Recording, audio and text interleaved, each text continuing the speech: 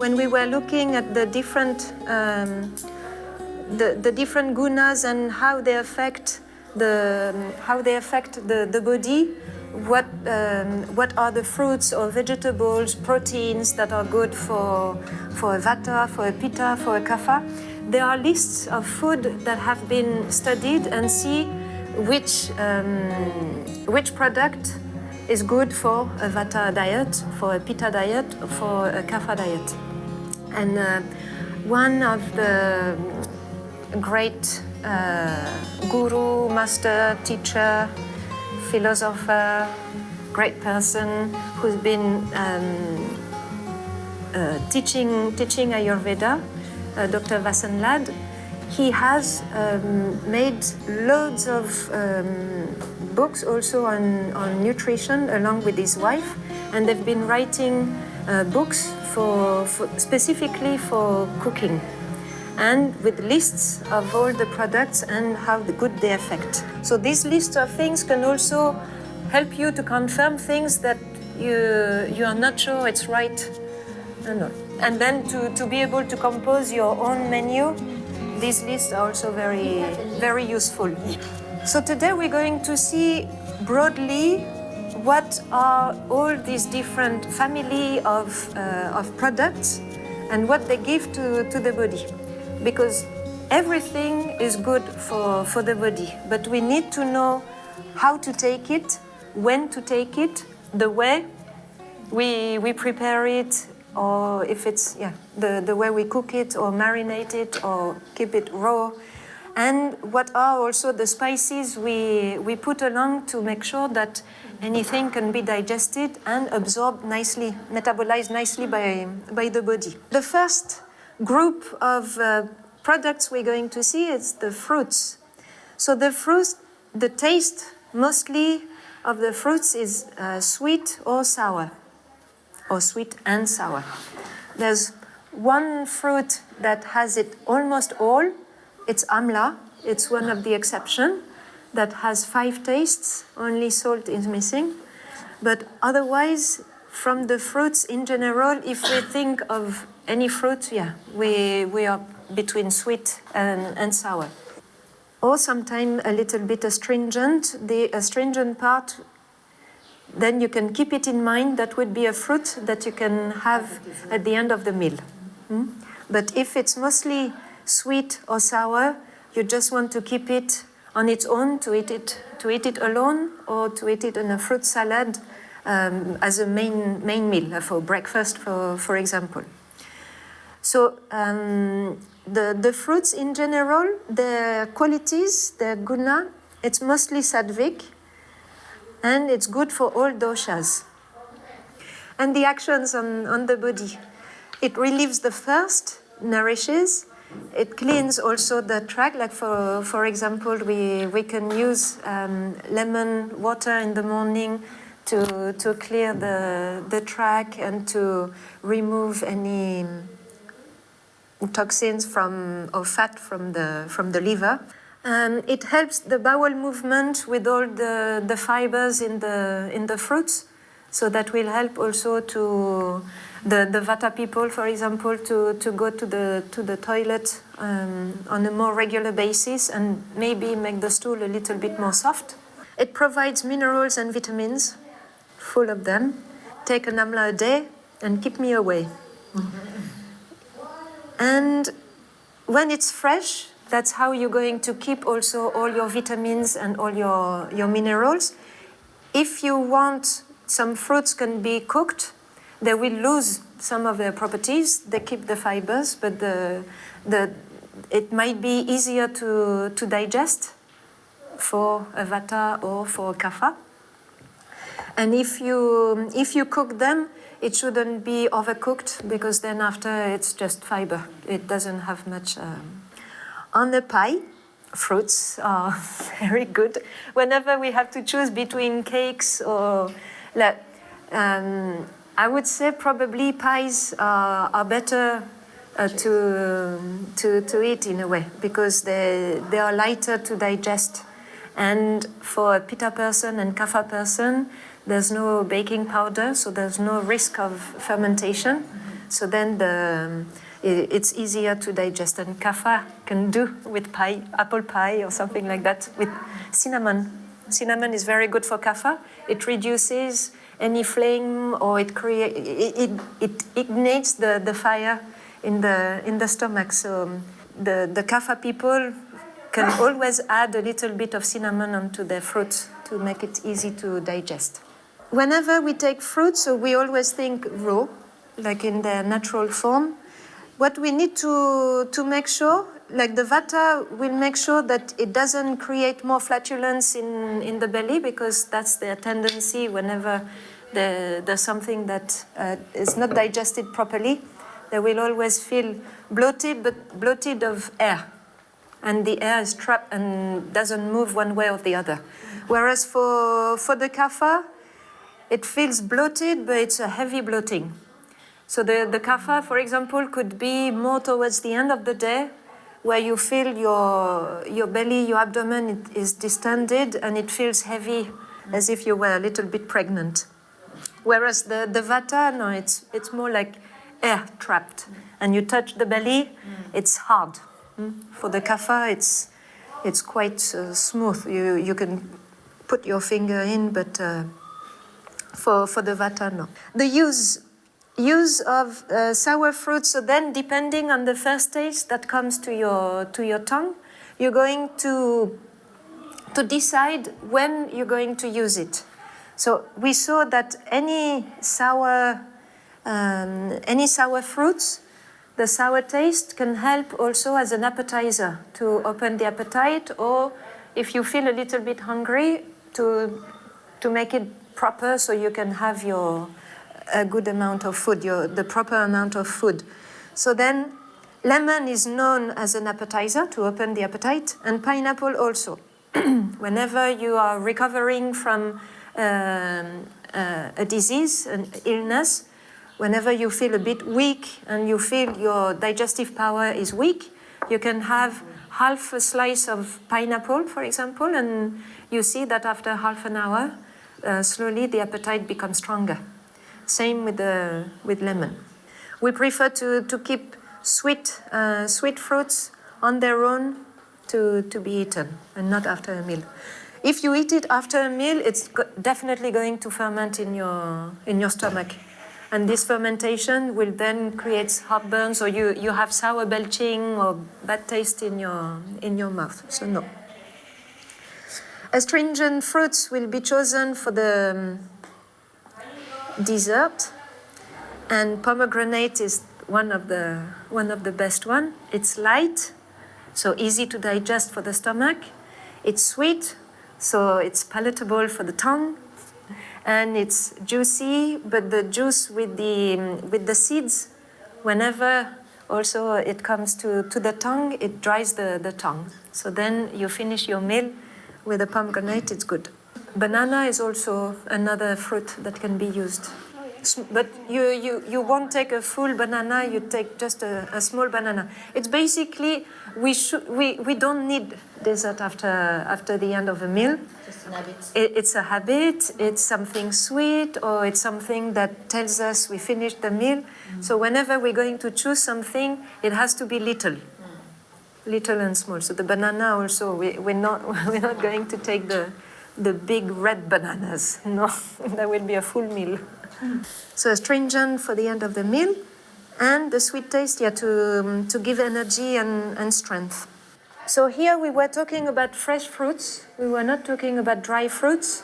If we take dry fruits, Vata people would do better if they soak them back to their original state.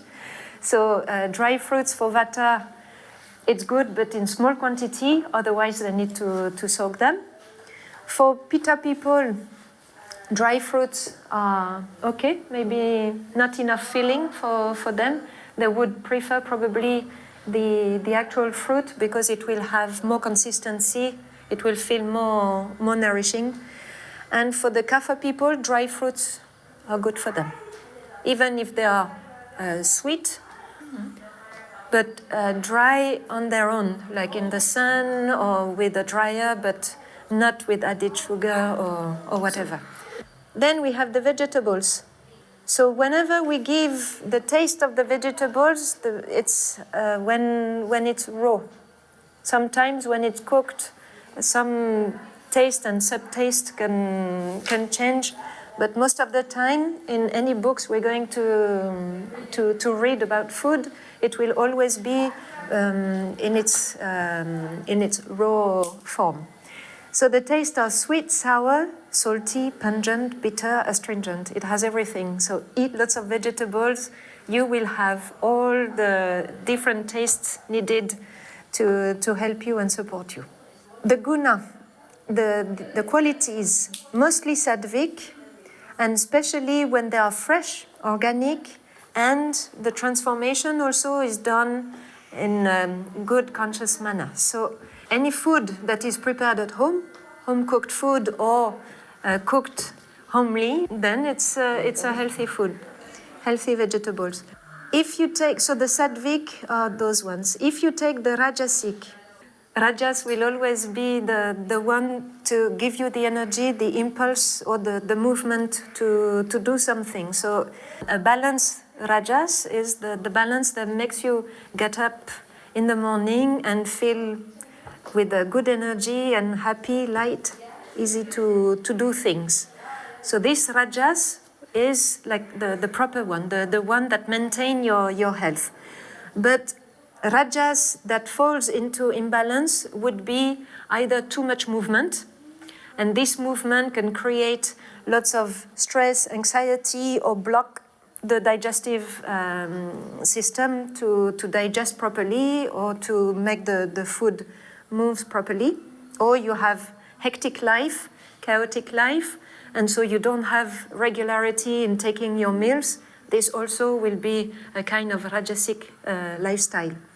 But it has, so all these would be more like some kind of Vata imbalance. Too much movement, mental movement, physical movement, and it prevents the harmonious movement, natural movement of the body. Even for urges, for example, if rajas is too high, you might feel you need to go to the loo, but then you don't go because you are busy doing something or you're far away from a place. So all these things that prevents any natural movement to be, like you cut it or you delay it or you forget about it, then it will have a rajasic attitude on your, or a consequence on your body. And the food also that you eat, if it hasn't been prepared properly or if it spent lots of time also on the transformation in the industrial companies to prepare food, then also it will affect after the digestion your energy, your way of thinking, your perspective of life, or your way you analyze the situations and all.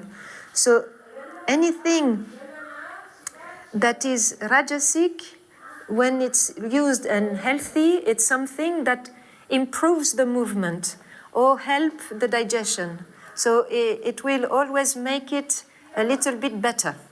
So that's why pickled, for example, it's good for the digestion. It can give some fermented bacteria that can improve your flora in your intestine, or that can ignite also your digestion, or that can make sure that your stomach has good enzymes to digest also. Because the sour taste is also in the stomach to be able to dislocate or shred the food. So the good rajasic will be any fermented items that has been done properly without adding preservatives or whatever. The bad rajasic food would be a food with chili, for example, something that as soon as you eat, you feel an excess of movement. So you eat chili, you have your body responding directly. So then it's rajasic, the fire burst out. Mustard, for example, or the Japanese, wasabi. It's good in a small quantity, but as soon as you take a little bit more and it creates an aversion or it creates nausea or a movement in you, then it will be over the limit and Rajas is taking over, and now your digestion is going to be irregular or impaired. So fermented, very good. Pickled, very good. Anything that is also kept in salt for preservation, in Ayurveda also, it's a good way to preserve food. And after we wash it, and it's still healthy for the body. The tamasic aspect of it would be, if it's positive, the tamasic food would be a food that gives you the sensation of satiation, of feeling calm after taking it, of feeling happy, but not feeling full and feeling heavy. It's something that gives satiation, gives happiness, and still some kind of lightness in the digestion, in the stomach or in the belly, all along the digestion. So that would be a happy tamasic food. And this food would be any food.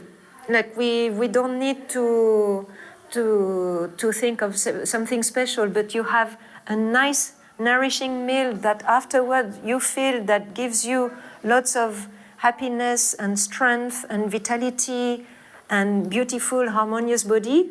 That can be this positive tamas that helps you to feel nourished, grounded, and maybe rested. Yeah. Actions of the vegetables on the body. It relieves the thirst with all the juices they have. Highly nourishing, cleansing, helps in the bowel movement again with the fiber, and provides lots of minerals and vitamins. So we're going to be careful, the same as with the fruits. If it's raw, Vata will be affected again and will have flatulence. So a raw diet for a Vata person, it's never so much recommended. They might feel also lots of energy, lots of lightness, and they feel they're taking the pure vitamins and minerals and all. But in the long run, if they really check their belly, they will have probably more flatulence than usual. And maybe after some months or some years, some issues with the joints, maybe more cracking. So if they want to go raw food or eat more raw food, the dressing they're going to use is going to be the cooking part of the raw food. So we're going to do dressings with cold pressed oil, some vinegar, and some aromatic herbs or some spices to increase the capacity to digest, again, to digest properly, to prevent any flatulence, any gas formation, but also to cook the food outside. So you do your salad, you put the dressing on it, and you come back 2 hours later. The food will be a little bit more soft or a little bit more easy to digest properly. And for Kapha, it can give bloating. So Kapha definitely goes better with cooked food. And even if it's also just steam and it still have the crunchiness, and Kapha will like it, but it received a little bit of heat or a little bit of cooking. Grains and cereals. So whenever we think of cereals, so the most common are wheat, rice, or the millets, oats, buckwheat, barley, rye. These are the grains we think of, or the cereals we think of.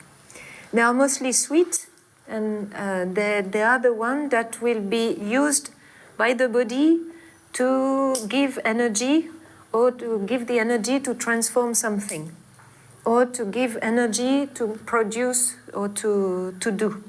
So these ones are purely there for you to function, basically. To function well in your activities, to function well in your mental capacities, and also to function well your body for the capacity to absorb the food. It will give the energy for your body to transform and absorb. So whole grains are the ones that will be much more nourishing and good for the body. The whole grains, that means they have the husk around, they haven't been polished, and they haven't been refined. It's the product, how the way it has been harvested, cleaned, like from dust and all, and then ready to be used. So the whole grains are the ones that are sattvic in the sense that they have all the properties and amino acids to give to the body for the nourishment and the capacity to absorb. And the actions, it gives bulk to the stool. I don't know if you've noticed. Whenever you eat more bread, more chapati, more rice, if you check also how many times you go to the toilet, maybe twice instead of once, or whatever comes is a little bit more bigger. So that would be the effect on the grains that we can see directly visible. It's easy to digest when it's taken in small amount and when it's well cooked. It has to be, it can't be hard. Like any grains, we can't eat them when they are still a little bit hard. So also it's recommended for the Vata people to soak them before cooking. The same as legumes. We soak the grains for overnight or 6 hours, and then we cook them. Steamed or stewed, either you cook them with your vegetables or your dish, or you prepare it on the side, and we like to cook them so it absorbs all the water. The good combination, so grains can be taken with everything, with vegetables, or it can be taken with some fruits, or for breakfast, for example, or it can be taken with legumes for better absorption, khichdi. That's what we have here, grains and legumes. We have oats and some banana here, and we have some chapati with vegetables. Protein, so we have a whole set of proteins. So we start with the legumes. So that's why I was saying, most of the food we eat is sweet by nature, so we don't eat so much ice cream or cakes or biscuits. We just eat chickpeas. And it can be astringent. The astringent will come if it's not fresh, if they are dry. The dryness, like a dry chickpea, for example, will also have some kind of astringent. That's why legumes for Vata can be sometimes a little trigger, because it doesn't have enough moisture, and astringent taste for Vata creates more dryness. So then in the belly also it can create like lots of disturbance, or the digestion doesn't feel good. So the legumes for the Vata will always be soaked, maybe 24 hours to make sure that they refill themselves with lots of liquid. The beans are rajasic. If you don't put the proper spices to the beans, you're going to be shooting stars. Yeah. So it creates movement. Except Mundal, that is sattvic. That's why it's always the one that is used for khichdi. Action. It gives energy for physical work. So it's the protein family. Protein family is good for your muscles, it's good for your bones, it's good for your ligaments. It's what will nourish mostly also your structure, your strength, your endurance, your perseverance. You can carry on without feeling tired. It's thanks to the protein. That's what it does on your body. So the action is to give energy, to give stability, to give strength.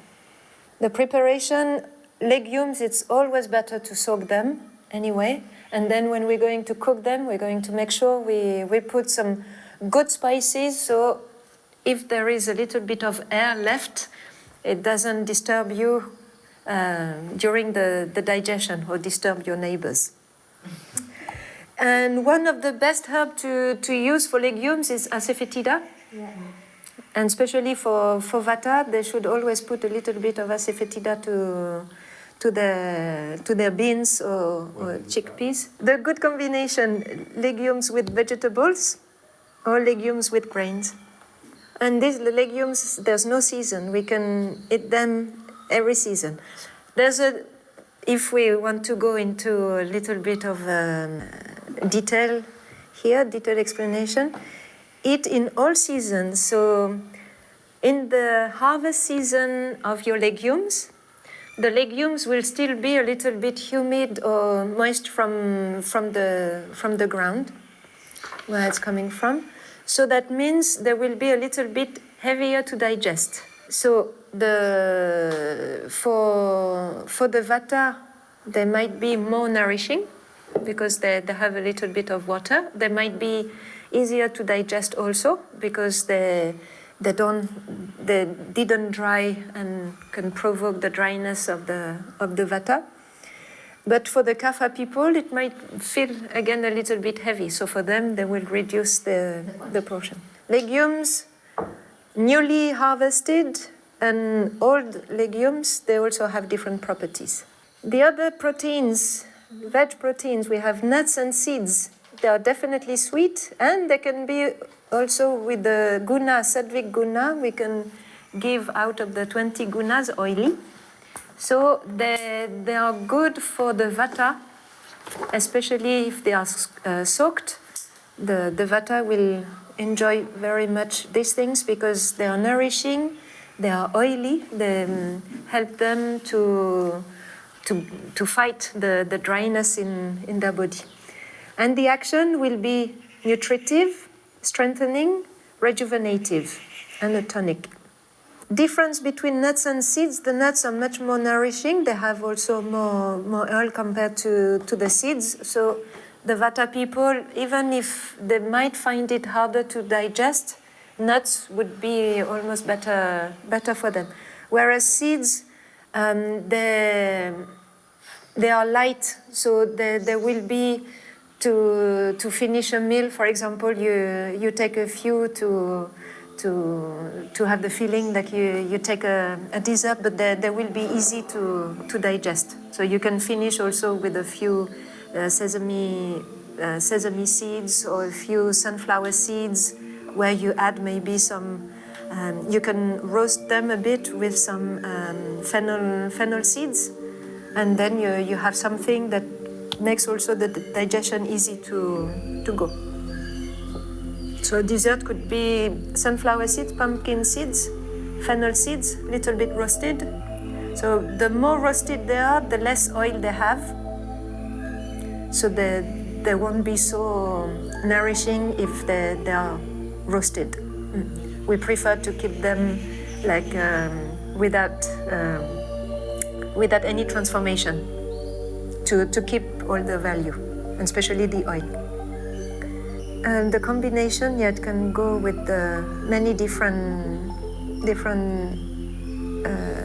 products, and also because the seeds, especially, they are easy to digest. Many people use it for breakfast in the morning. That also helps to give a little bit more consistency to the breakfast.